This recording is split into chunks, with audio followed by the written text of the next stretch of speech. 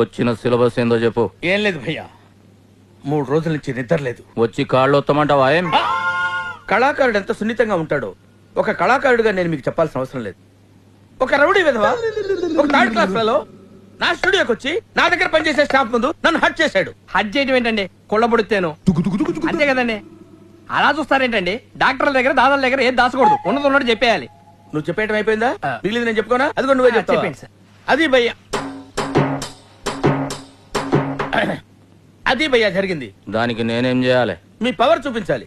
నేనేదో number 1 music director అనే application వద్దు. మార్కెట్ లో మీ రేట్ ఎలా ఉంటే అలా తీసుకోండి. వాడిని ఎలా కొట్టాలంటే నేను చెప్తాను సార్. వాడిని ఎలా కొట్టాడు మీరు వాడిని అలా కొట్టాలి. వాడిని ఏడేడ బజాయించిండో నాకేమేరకరా? నాకెరక సార్, అసలు నా లైఫ్ లో అలాంటి కొట్టుడే చూడలేదు. ఒక శివమణి జాస్ కొట్టినట్టు, ఒక జాకీ హుసేన్ తబలా కొట్టినట్టు, శంకర్ సినిమాకి ఏ రేమని వాయించినట్టు కొట్టుడు పాడించుడు, కొట్టుడు పాడించుడు.